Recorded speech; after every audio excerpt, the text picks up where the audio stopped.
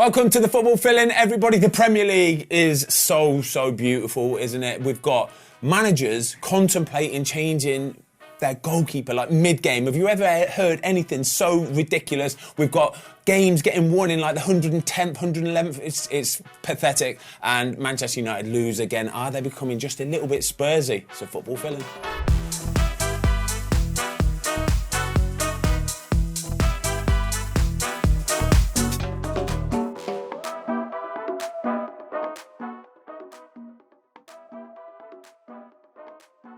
Right, we're going to start off, everybody. We've got loads of games to talk to. We're going to talk about a few of them, but we have to start here. Watto, goalkeeper coach Dave Watson, give me your perspective on Aaron Ramsdale getting dropped for Arsenal at the weekend. Look, we've read, we've seen that Raya's been in and Arteta were eventually probably going to make this change. I think on the back of Ramsdale playing for England, it's a real dagger to the heart for And they him. beat Man United the other week as well, by the way. He's been a top goalie for them. Obviously, they fell short last year, but he was one of the reasons they were up there. I think towards the end of the season, certainly he did drop off a little bit. Whether he thinks Raya obviously can play and maintain possession of the ball and, you know, sustain attacks and all the tactical tweaks when the goal is high, you can push an extra player in and he plays like a centre-half and they're trying to really maintain attacks, get through the lines, get through the levels.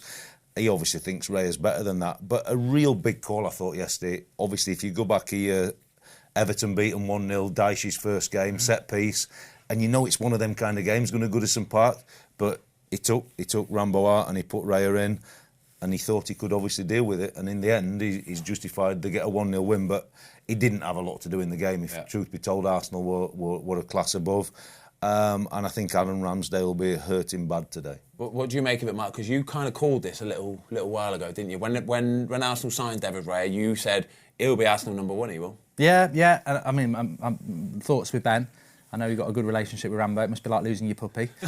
But no, look, I agree. I was watching, obviously the cameras always do this. They go to the player that's been dropped, don't they? And I thought psychologically, I did want to ask you how do you feel as a goalkeeper? Because it's not, he's just played for England, he's just beat Man United, he comes back from the international break, he's watching Raya at one end, have his Arsenal shirt, and then he's obviously can't get Pickford out, who's in the Everton shirt, and I'm like, it must be really difficult for him. But no, look, I think Raya's better than Ramsdale. I think the challenge for Ramsdale now is to, I think he's a good geek. I think he should be England number one, but I think that Raya is a brilliant goalkeeper, and if you look at all of the things he did last year, whether it's on the ground, saves in the air, I think there was and look, he had nothing to do yesterday, but I don't think it wasn't like it was Luton at home. I don't think he's put him in going, this will be an easy game. It could have been a tough game. There was times where he was like so high out of his box as well. Ramsdale's just not going to do that comfortably. It's not what he's all about. So I personally think he should go with Raya as goalie, and it's really harsh on Ramsdale. What I fear he's going to do is this nonsense of, I felt like I wanted to change my goalkeeper after 70 minutes last season, and I might do that, and or I might change it week to week. I think that's a terrible idea. You've got to go with the number one. What did you make of this, Watto? Because I heard Mikel Arteta talking about all this and contemplating changing in game to suit what's in front of him there, and I'm just thinking, this is genius. Could be the new world. This is either genius or you have lost your marbles. Yeah, it's insanity or it's genius. I've always been aware of the situation, as we all have. You can change your goalie for a penalty shootout and things like that. Is it now becoming you want to be so tactical and so in front of the opposition, you're second guessing certain things? Look, if you're playing a certain team, and like you're playing Man United away and Weghorst comes on up front and maybe they put Maguire up front and you think Raya's not got the physical capability if they're just pumping balls in the box because Man United are just going for it in the last 10 minutes. As the game evolved enough now that you've got a different profile goalie on the bench to put on in that last 10 minutes a Nick Pope, kind of physical. Do you do that in the last 10 minutes? I think you might be really overthinking the game here. I don't think fans would adapt to that well as well. I think that's the biggest problem. I think fans would go... But like, I understand outfield players come on, they warm up and they do certain things. A goalie, to come on and be ready for that moment. If you put Nick Pope on, for instance, in this situation, or you came on as sub, and they expect you to dominate your box in that last 10 minutes, and all you've done is jog up and down the side, you've not caught a ball, you've not taken a cross, you're not sure of position. There's so much pressure. In the corner, you know. There's so much pressure on you to come in and change the game. Yeah. But then you're changing your game because they're saying, look, you're the man who can deal with these crosses, so you better get on there and you better start coming out and you've got to come and deal with these crosses. You've been sat on the bench for 60, 70, 80 minutes. With crosses, right, like David James was famous for it. He would come for absolutely everything, but he would almost get so bored in games, that he would make work for himself. So he would come searching for crosses that weren't there. He didn't need to come for them, and then a mistake would happen, a goal would go in. And that is my worry with all of this. You need to get your bed in from the very first minute of the game. You start the game, you find your feet into the game, you might make a nice little save, it might be a nice little kick, you might take a nice comfy cross, and then the next one comes and you think, I'm going to come for this bad boy, I'm going to come and dominate. But to come on and be thrust on, you know what it's like, Dave. If you're sat on the bench as a goalie, right, the last thing you want is to come on that pitch. I promise you this, right? Yeah. When you see the guy go down in the last 10 minutes and you've been sat on your ass for 80 minutes and it's raining and it's windy and they expect you to come on and change a game, it really is incredible thought process. But the one thing about goalkeeping is the best don't chase the game. No. You play the game. But if they're putting you on as a special teams goalie because they want you to come and deal with the balls in the box, your whole mindset's skewed. Like you say, isn't it? You start coming for stuff that you wouldn't do. Yeah, and listening to you and my experience of goalkeepers at United, and that is the best ones are the ones that are assured and confident and know the game, and they know, I'm not going to go for that. Yeah. I am going to go for that. And like you say, it's either insanity or genius with Arteta, because I just don't see. I've never known it work with two good goalkeepers. I worry that the next game Ramsdale comes into, he's going to start coming out of his box because Raya does that. He's going to start doing stuff that he thinks he needs to do to win his shirt. Then Raya's going to come in and go, well, I need to do this. And ultimately, the worst thing for me is, every goal, I've seen Alisson have 3 or 4 games where he makes a mistake. He still Klopp's number one because you're my number one. If Raya makes a mistake, is Ramsdale coming in? Because the fans will expect that. And if Ramsdale makes a mistake, you're out, Raya's in. I don't like it. Any goalkeeper has to have the faith of the manager. And when you've got the faith of the manager, you know you don't want to make a mistake, but you know that inside the dressing room, he might be a little bit upset with you, but outside that 4 walls, he's going to back you and you're his number one. And it makes you play differently. When you know that you've not got the faith of the manager, or we spoke before where you make a mistake, he's in, you make a mistake, you cannot play in goal like that because you have to play how you want to play. And we talk about, is Ramsdale going to go in for the Champions League games? Well, ultimately, Champions League games, a different game again. Yes, it's the Premier League's evolved into real possession football, but Champions League, Arsenal are going to dominate whoever they play, and the goalie's going to be playing high out in the areas again, and I think they'll stick with Raya because they're going to dominate the ball. They're going to want him to be in a high position. They're going to try and get overloads wherever they feel that they can overload the opposition, and short, sharper passes with him being higher, and that's where they'll take the game. And unfortunately, I don't believe Ramsdale's going to get a chance in the Champions League. This is what we spoke about on This Is Football earlier today, didn't we? We spoke about the big game. The big one is the Tottenham game next weekend, the North London derby. Yeah. Whoever gets picked for that game is, for me, will be Arsenal's number one. I think it's Raya because I think Ramsdale plays against PSV at home. Because it's a gimme. Yeah. It's like, it's at home, you can play in that one, and I think Raya plays that. And I actually think Arteta's playing a game. I think Raya is his number one. I think he knows everything you two have spoken about, and I think it's just publicly, it's up for grabs, this, that and the other. I think Ramsdale becomes the cup goalkeeper. I think Raya's going to become the important goalkeeper. And I feel really bad for Ramsdale because I think he should be England number one, and he's probably not expected this. If he'd have known about it in May, he might have been looking to do something about it in relation to, I'm not going to put up with that, it's the Euros, but he should be England number one, and now he's probably in a position where, how much football is he going to play? Well, it's a big year when you want to be an England goalie. When exactly. You've got who would you go for? I'd go Raya, obviously. I would stick with Rambo. I love David Raya. This whole situation. I like Ramsdale. It's ridiculous. I hate the whole thing. I do. I hate the whole thing because it's just completely unnecessary, and it's taking column inches that don't need to be, and it's people are talking about when they don't need to be talking about. David Raya should be playing in the Premier League. Yeah, Aaron Ramsdale should be playing in the Premier League. But Aaron Ramsdale works at Arsenal. It works that way. That's the way it should be. He did it fantastic last season. He was brilliant. His team of the season in the Premier League. Just But that's why I said when he bought Raya in, it's asking for trouble. It doesn't make any sense. It's asking for trouble, and I love David Raya. I want him as my goalie, David Raya, because I think he's fantastic. He should, like I say, he should be playing for a top team in the Premier League. They both should be playing. But so should Rambo. But it causes Rambo problems deserves now. it. Yeah, for sure, he deserves it. But it causes problems now at Arsenal for Ramsdale and Arteta. In the dressing room, Ramsdale's a big character for sure. He's not in, but it's a big year with England. Yeah, he can't stay on the sides if he has got any aspiration of playing in that tournament. It's finished already for him. Let's move on. We could, I genuinely, we could do a podcast about this. We could do a podcast talking about just the goalkeeper dynamics of how this will work between David Raya and Ramsdale. Well, you still can, because it's going to rumble on, isn't it? It's so interesting, it really is. Just quickly, just talk about the Arsenal game before we move on. They battered Everton, didn't they? Everton was a bit of a sorry state, in all honesty, weren't they? I don't get it. I've said this before to Everton fans. They're so loyal. They were loyal with Lampard. They'll be loyal with Deitch. But you watch De Zerbi, you watch Silva at Fulham. I mean, you were talking about Exeter that you were watching at the weekend. Even Unai Emery. Teams play good football at all levels of football now. Look at Goldbridge Ball in the Sidemen charity game. But you know, but I watched Everton yesterday for 70 minutes. Their whole plan is to keep that clean sheet. As soon as Arsenal score, we get a 20-minute game where Everton have got to attack and it's a bit more open. And I was like, if I'm an Everton fan, like, you can't go into games. I know it's Arsenal, but they do it against everyone. They're at home, by the way, though. They are at home, Everton, in this game. They're going to be fighting relegation, aren't they, playing Deitch ball? Yeah. You may as well be fighting relegation with a coach that wants you to play football. That's my motto. Yeah.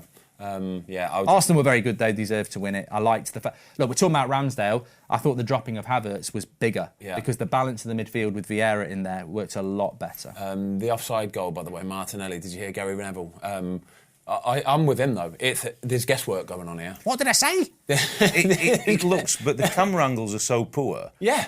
It didn't look as though it were offside. Obviously, with the rules, because it's come off their guy and all this. Well, that's it for me. I don't think it should be off for exactly. that. I don't care about the lines, because we had that with Garnacho. Probably are guessing it. They were guessing it with fucking Højlund as well. But when the Everton player sends it in completely the wrong direction. I think it's Gabriel, isn't it? He's not trying to play it sideways. He's playing it sideways, so that surely shouldn't count as the pass that's trying to be offside, made for an offside decision. I couldn't believe it, but apparently that is the rule. It is the rule.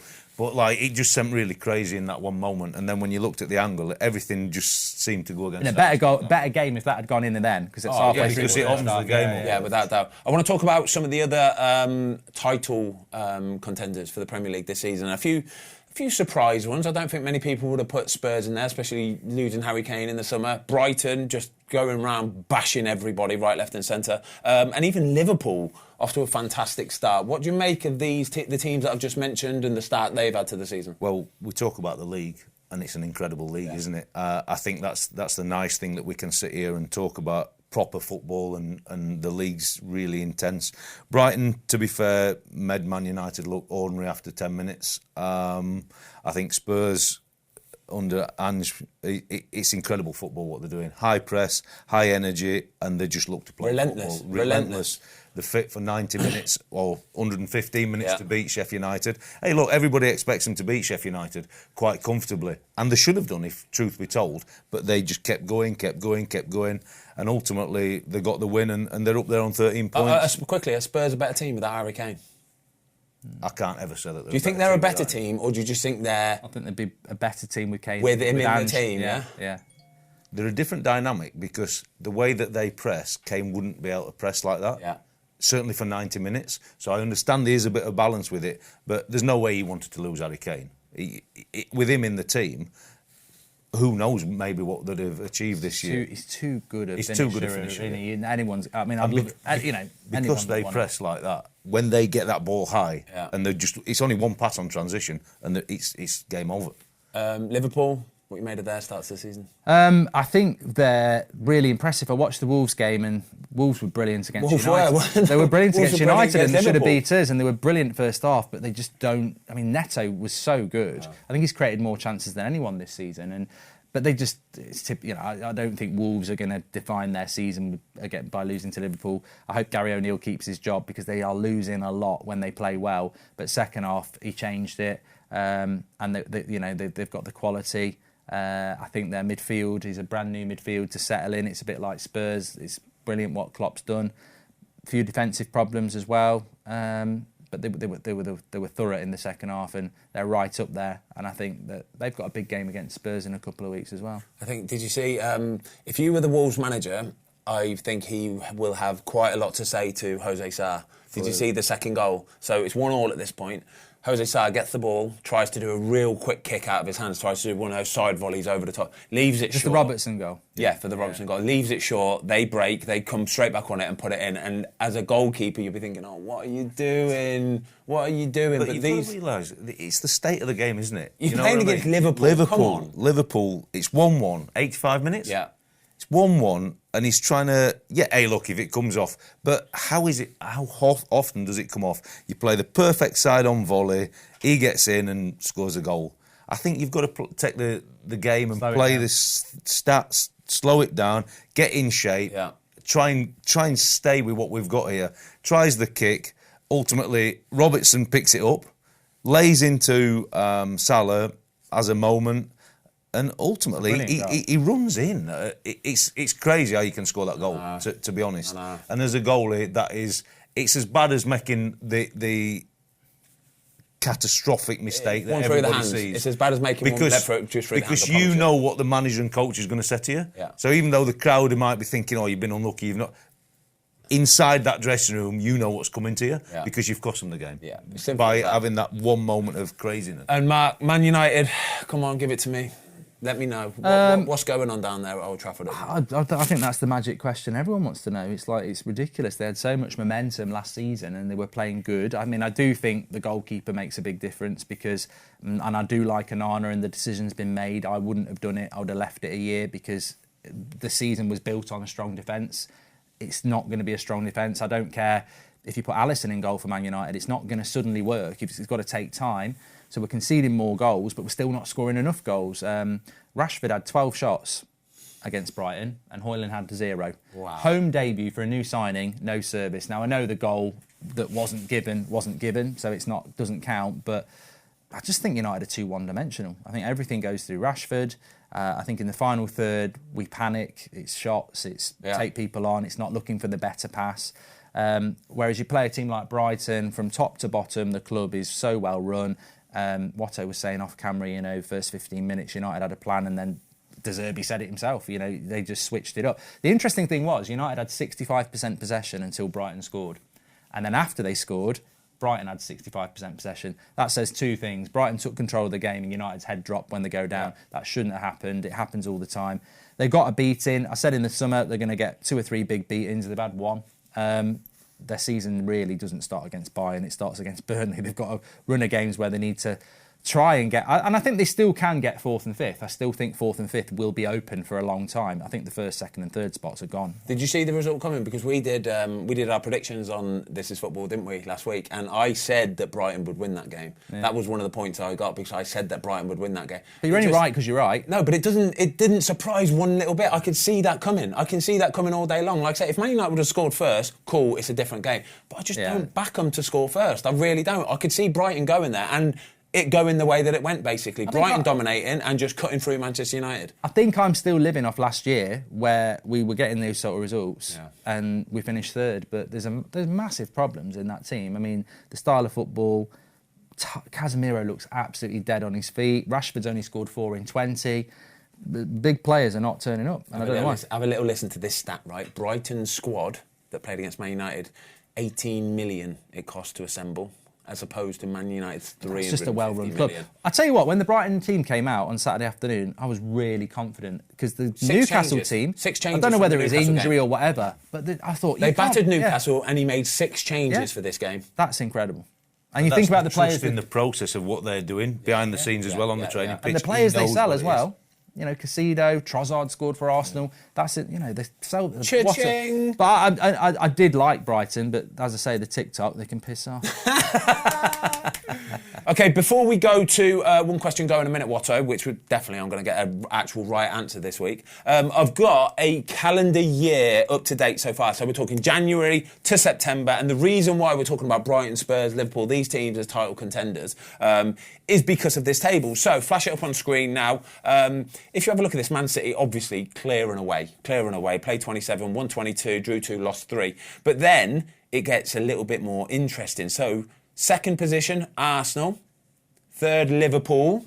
Liverpool are, which tells me, back in their mojo, back in their groove. Fourth, Aston Villa. Aston Villa. We have not talked about Aston Villa being this kind of like title challengers. And then fifth, Brighton. Sixth, Man United. Seventh, Newcastle. Interesting, that, isn't it? I think with Villa, they've lost a couple of games, but what? You've lost at Newcastle and Yeah. you've lost at Anfield. Wow. You know, how many teams is that going to happen for? They're winning all their other games. And I think it's good for Villa because they were hyped up at the start of the season, and I predicted they would lose to Newcastle because they're good at home.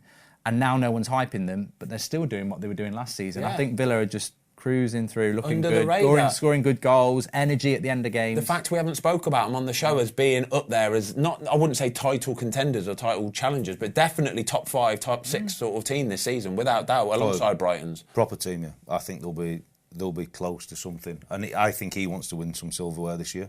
I think he's got a squad there that he thinks can do well in the league, but I think he's going to target the European game. Yeah, without doubt. I'll tell you what, though, the big thing for Spurs, and it should have been for Chelsea, but they've completely bottled it. And I think in that league table, they're right down near the bottom. Chelsea are 16th in this. So there's 23 teams in this calendar year that have been in the Premier League. Chelsea are 16th, which is bonkers. Above them are Bournemouth, Palace, Wolves, Forest, Fulham, West Ham, Brentford.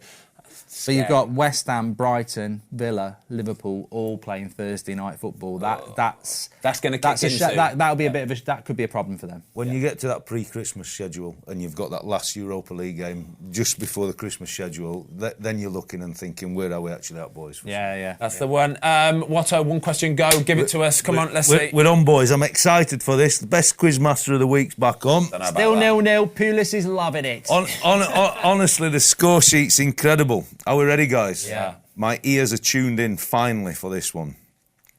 Who was England's starting right back at the Japan 2002 Danny World Mills. Cup?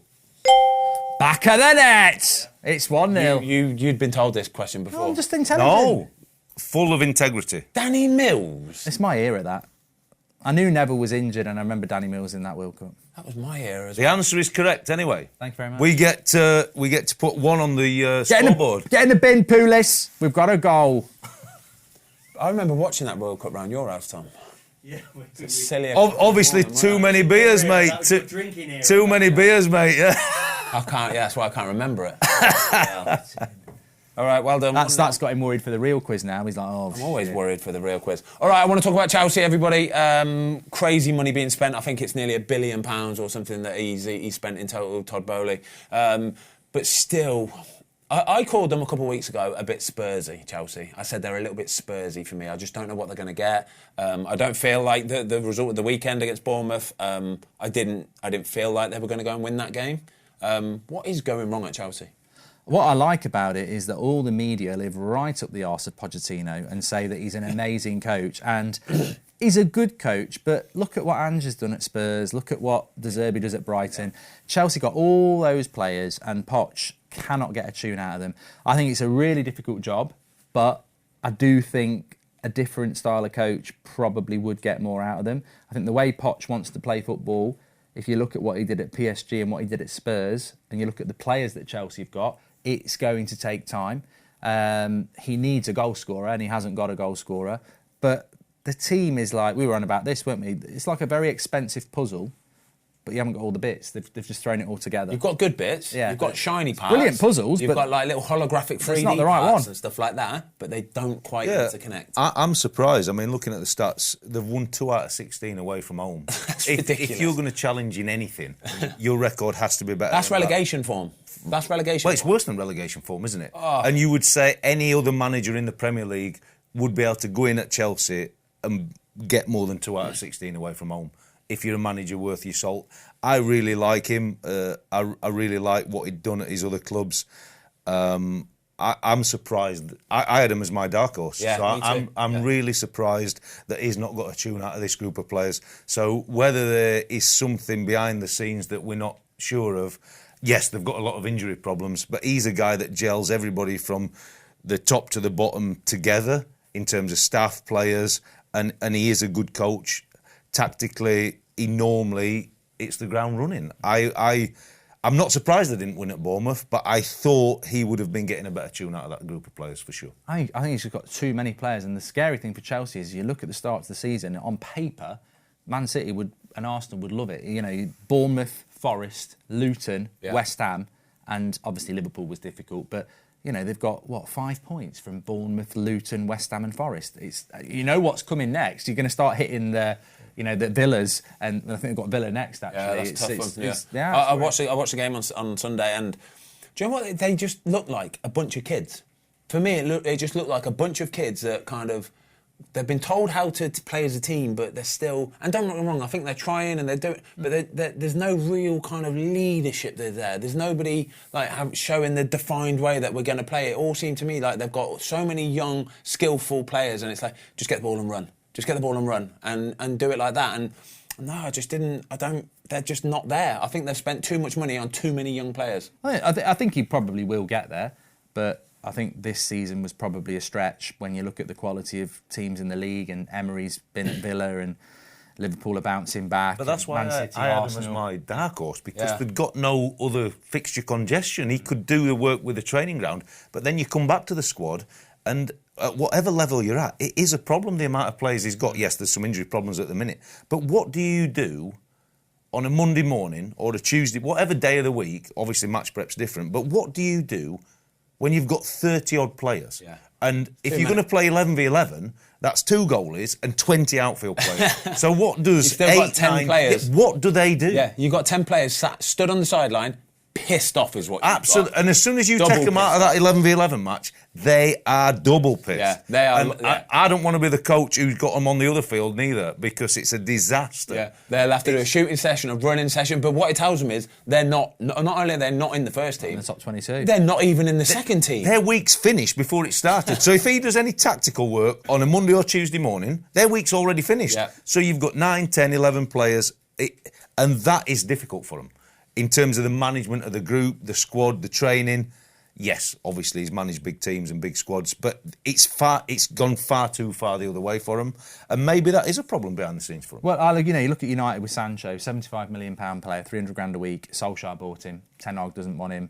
There's a bit of a fallout. The problem Chelsea have got is Pochettino's inheriting players that were bought 5 months ago. Yeah. He's got about 7 or 8 Sanchos 7 that or were 8, bought for 80, well. 90 million on 10-year... Like Mudryk is not a Pochettino player.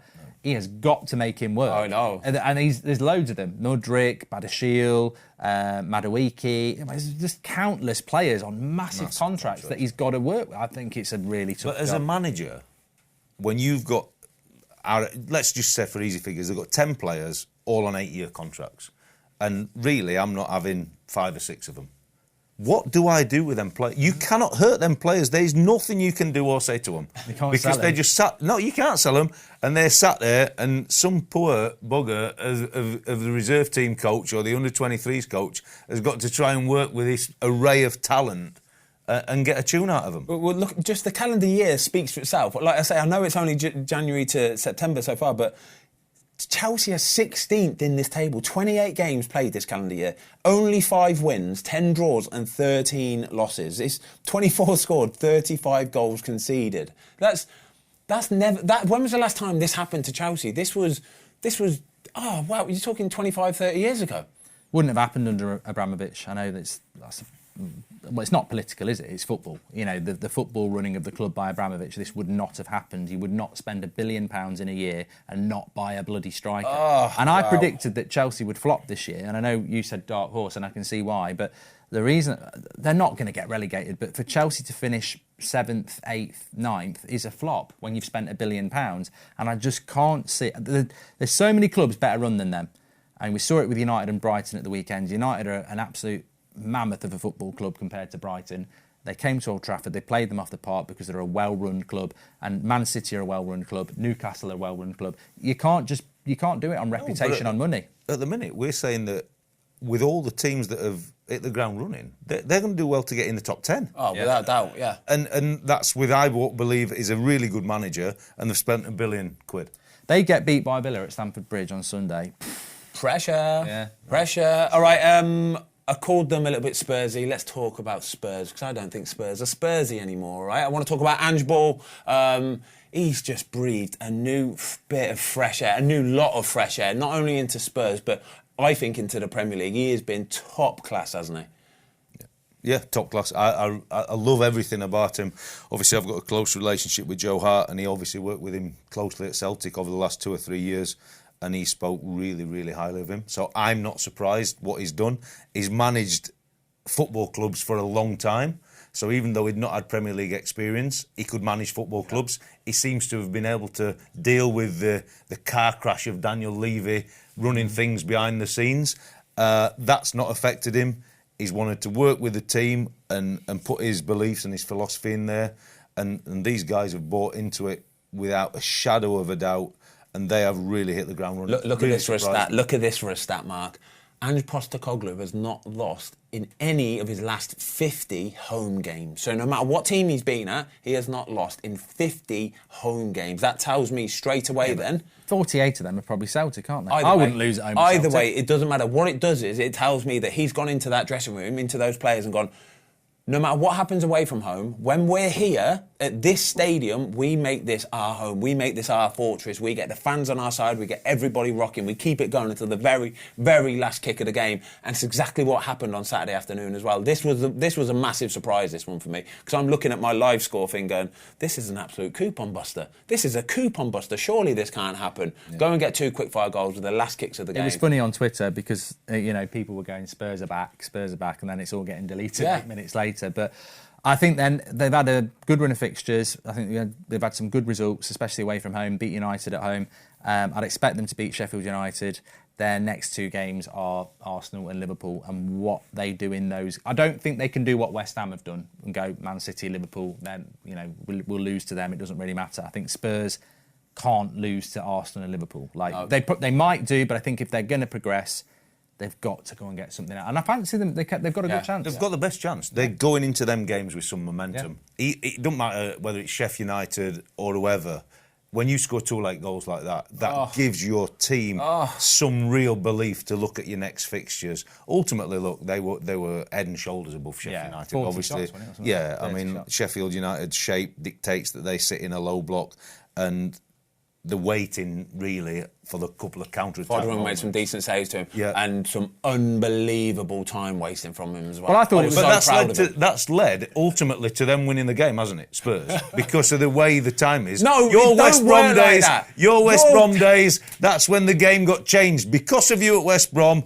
The game's changed and evolved because you wasted so much time in games. If I were a West Brom fan, I wanted 30 minutes worth of tickets every match back because you were just farting about with the ball behind the goal. Listen to this shit, right? You don't get how it works, right? I tell you what. I know how it works. I've watched it for years. I'll speed it up, yeah? I'll speed it up for you. If I'm Fotheringham, I'll speed it up so Spurs can get on the ball quickly, and they'd have scored 3-4. They'd have got to the 90th minute and they'd have been 4-0 down, all right? The reason why it was 1-0 in the 90th minute and there's 10 minutes of added time is because of his unbelievable. It's a skill, It's a skill. Oh, you had it, mate. You had it. You had it. He got booked earlier on, and then the referee was scared to book him later on, kind of thing. But it was well classed, by the way. I'm so proud of you, Fotheringham. Honestly, unbelievable, great saves. I'm just delighted the game's evolved and referees are on top of it, and it gives teams. You used to tell me to do it. He used to tell me to do it. Fozzie, slow it down, time waste. You're so good at it. Do it. Yeah, but that's Birmingham days. When I'm against you at West Brom and there's 30 minutes of the game going every match, I'm like, come on. Kick the ball, give us a chance, mate. Got the quiz in a minute, everybody. Just want a quick Monday night prediction. It's Burnley versus Nottingham Forest. Burnley still yet to get off the mark. Forest with a couple of decent results, actually. How do you see this one going? I'm going to go with a draw because I think Burnley are very surprisingly on 0 points. I know they've played a game less than everyone because they missed that Luton game. Yeah. But Forest are playing really well. Brilliant start to the season. Wouldn't be surprised if they won, but I think Burnley have got to get something. Otherwise, another manager's under pressure. So I'm going to go with a draw, but I can see why people might go with it. Forest have really surprised me. Only got beat at Arsenal and Man United. Both games possibly could have taken something. Yeah. A big win at Chelsea and obviously beat Sheffield United at home. I think it's a bigger game for Burnley. We're not having a point yet. But the way the form's gone, I would expect Forest to win. But I think my prediction would be a draw the same. I think Burnley have got to go. They've got to get on the board somehow. So I think tonight's a big night for them. I'm going to go for a Burnley win on the telly. I think they're going to turn up. Company's going to get them popping. Burnley to get 3 points. He changes his mind like the weather, Win, lose or draw, he's got Forest down to win. But this is but this is exactly how he was with the time wasting with West Brom. He don't know what he's doing when he I'm a picks the bloody passionate man. I ball. go with my feelings, all right? In the moment, I stay in the moment. I go with my feelings right there and then, all right? Yeah, I've had a never gonna- 2-week gap between You were that never going to prediction. play short to Craig Dawson, were you, and get the ball back? God, no chance. Craig, kick it up there. Or actually, you get up there and I'll kick it onto you, all right? Quiz time. Let's go.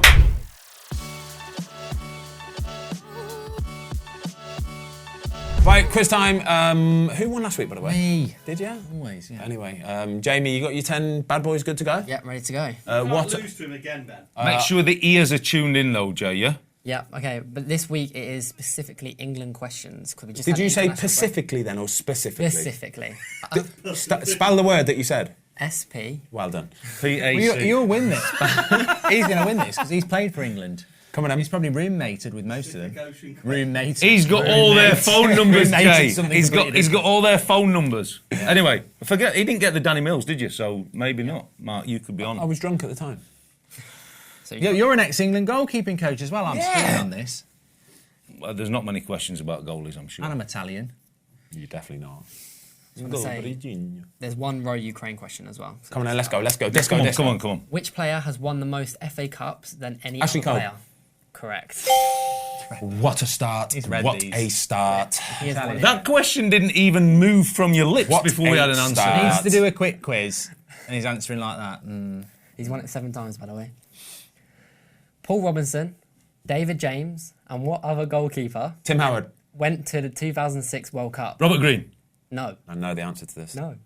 I know the answer to this. Can I? 2006, Ben Foster. No. No, Scott Carson. Scott Carson is the correct answer. Should have waited. I should have waited. Jay? I No should have points. waited. No points. No points. Question 3. Who is the youngest English player in the England squad currently? Jude Bellingham. Bellingham. Jude Bellingham is correct. That was Ben, me. That was 2-0 That's nil. correct. 2-0 nil. He's 20 years old. Say what? Question 4. What was the first club Harry Kane went on loan to Preston. whilst being at Tottenham? Norwich. No, it's not Preston. It's not Norwich. MK Dons. No, it's Leicester. I know this. No, it's not Leicester either. Nope, it's not Millwall. on. It is Leyton Orient. Oh, that's In good. 2011, he had 18 appearances and 5 goals. God, he sponsors them, doesn't he? He sponsors a shirt. There we go. What with? Kane. I don't know, like his foundation or something. Beer now. Is it? German beer. We don't do it anymore then. Question 5. Which nation did England lose to for them not to qualify for the Euros in 2008? Sweden. No.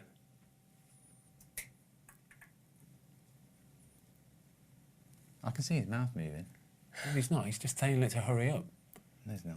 9, 8. I'm going to say 6. Wally and the 5, Brolly, Croatia. 4. It was Croatia. Croatia's correct. Was it? answer. Wally, Croatia. Wally and the Brolly. Croatia. No, he did not say that. I promise I you, he saw did his not say mouth. that. I saw a mouth He's not. He's not. You saying be about honest time. behind there. I promise you. I didn't. It's a Wally and the Brolly. I don't think I was involved some in that. cheating But going it was on. I the saw a raining mouth one where he moving. had Steve McLaren at the Brolly. And who What? won the goal? Scotty Carson. Yeah, Scotty Carter. Oh, he had a bad one as well. That didn't he? 3-0. Yeah, 3-0 nil. So the game finished 3-2. Scott Carson was in goal and he made a mistake for the first goal. Steve McLaren was then sacked the next day. So, yeah. Yeah. Question 6. Who was the shortest ever serving English manager? Allardyce.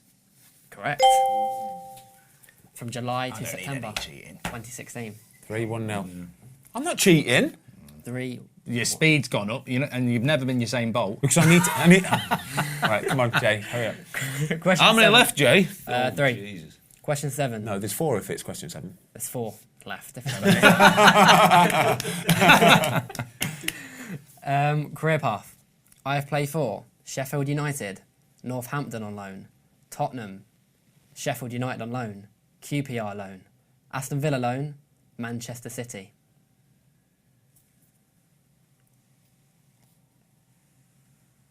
What? Sheffield United, Northampton loan, Kyle Walker. Kyle Walker. Kyle Walker. Yep, correct. I hate international football. Yes, Fozzie. 4-1 You're nil. flying, mate, today. You need to get every one of these. You're on nil, by the way. You're so bad. You're the shittest I know, quizzer ever. I've had a quiet weekend this You're weekend. so You're bad. having a quiet quiz. Quizmaster. Yeah, absolutely. We might have to change it up. Jay, do you want to come here next week? Oh, God. I don't think I'll be any better, to be honest. Kyle Walker scored his first England goal versus Ukraine on Saturday, and it's the longest time anyone's done that. From their debut to scoring. Debut to scoring, Nice, yeah. I like it, Jake. Like Good 75 stat. appearances. Good yeah. stat. Question 8. Ukraine manager Sergei Rebrov. I think I butchered that. Yeah. I think has played for 2 Premier League. Tottenham! I said Spurs first. Can you name one? Spurs was one of them. Yeah. That's pathetic. Goldbridge. See, if it's Premier League, I win. This international shit. 4-2-0. What's the other Yeah, but club? I know it's international, but it's QPR. still players that you should Fulham. know. What was the other club? Sergei Rebrov. Tottenham and Fulham. no, West Ham. I knew it'd be London. Yeah. Spurs 2000. Spent a lot of money in it. It was about 11 mil back in the day, it was, 60 appearances, 10 goals for Tottenham, and for not West bad. Ham, 2004 to 2005, 27 appearances and 1 goal. That's shit. Yeah. It'd be worth 50 million now. Question 9. Who did England beat to win their first penalty shootout at the World Cup? Colombia. Correct. It was in the Russia 2018 World Cup. What's the score? 4-3. 4-3-0. 4-3. I don't know. I've done this. I hope I get one. I hope I get Just one. jump in. I hope I get one. Jump in the pool with the piranhas, and I'll take my time. Just go quick. Just want one to get Question it. 10. 10? Oh, come on, get this and just... Oh, no, I best... Ben wins if you get it right. I know, yeah. Which team knocked England out of the 2022 Qatar World Cup? France. Correct. Yes! Utah. I said England. I've never played in Utah. He said Qatar, the Qatar World Cup. That's what threw me. I've never played there, mate. Come on. You owe us 100 quid each, by the way. That's a whitewash. He got 0. Thank Twice. you. You got 0 last time as well. You behave yourself today. Only wins on international breaks. The I Southgate needed that. quizzes. I needed that. I've got a golf day today, everybody, and I'm going to win it. I know it because I'm buoyant now. All right, I'm buoyant. Yeah. You playing in your Chelsea shirt? No, don't worry. My outfit will be impeccable. I promise you. Pro-Am, Wednesday, video. Oh yeah. By the way, I played in the BMW PGA Championship on Wednesday out Wentworth. Pro-Am, I played with Tyrrell Hatton, Theo Walcott, Gaz Beadle. We only went and won the thing, didn't we? On the Golfing GK this week, it's dropping. I made a vlog of the whole thing. It is absolutely banging. I played some unbelievable shots and some horrible stinkers at the same time. But I had a lovely day. And Tyrrell Hatton nearly won as well, by the way. He came second. Ryan Fox got a birdie on the other team. Don't worry about it. I'll see you all soon. That's Football Filling. See you guys.